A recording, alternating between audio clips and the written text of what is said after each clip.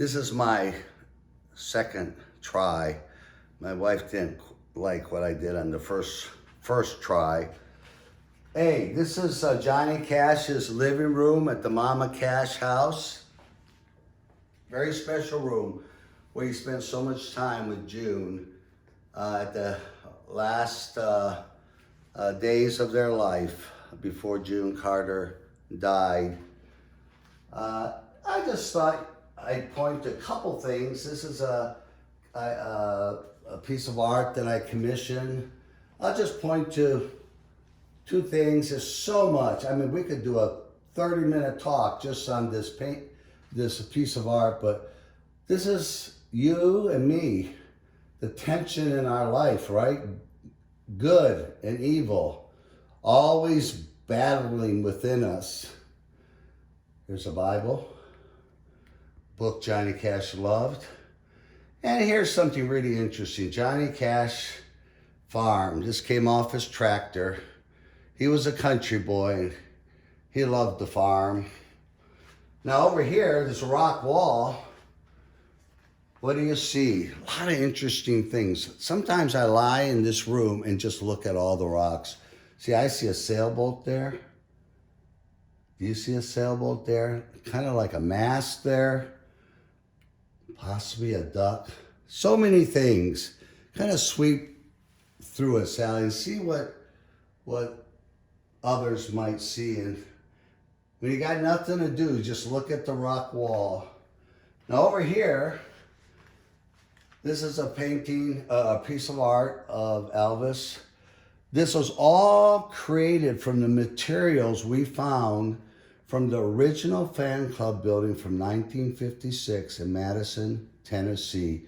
That was also the headquarters of Elvis Presley Enterprise. The most important thing is this arch. This symbolizes Elvis's love of gospel music. You know that he received two, not Oscars,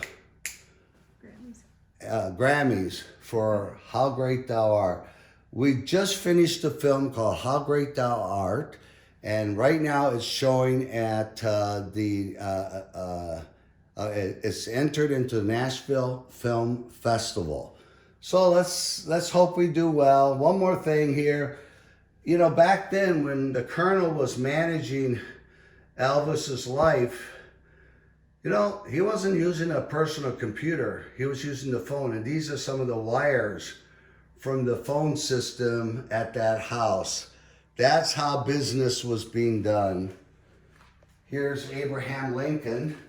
This actually hung at the Ford Theater for several years, and we're lucky enough to purchase it. I do know that Johnny Cash loved Abraham Lincoln. Study his life, especially the things he says about leadership.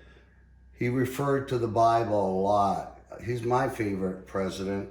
And over here is a piano that was owned by Dallas Fraser. On this piano, he wrote the song Alvirah. He also wrote the song called Mohair Sam. Mohair Sam was the song that the Beatles and Elvis Presley sang together at Graceland the first time they met. And he was kind enough to donate this to us. And right now at the Nashville Film Festival, a film that we did, a long documentary, and was entered called Alvirah, the true story of Dallas Fraser. So we have two films entered into the Nashville Film Festival, and the first week of October, you'll be able to access through your streaming, through your TV, these two films. Whether we win or not, we don't know that yet. So it's a very difficult time we're living in. We got fires out west. You got locusts flying in the Middle East. Of course, we had this virus. And then we got a lot of street fires in our big cities, and there's a lot of hatred out there, and everybody blaming everybody and so forth. Look, that's the best that man can do. But don't forget, God's in charge. He knows what he's doing. He's got a master plan, and it's all going to come together. The Democrats cannot thwart God's plan, nor can the Republicans.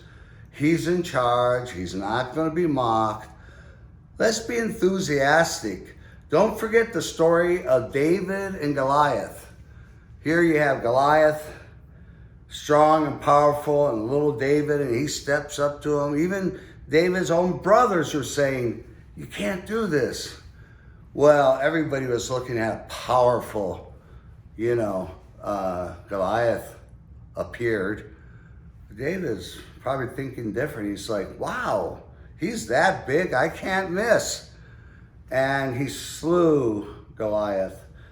There's a lot of evil in our land, things that we say we can't do anything about. Horrible things. Little children being abused, people being killed in our cities. Look, it's probably true. A lot of this we can't do anything about, but God can. Get on your knees and ask him to help. At the end of the day, he's going to make all things right, and he's going to rule again. This is the time to look to God. The most important issue in this election year is the question of God. What are his rules? What does he want? Ask him, and let that decide how you move forward in your life. God bless. Goodbye.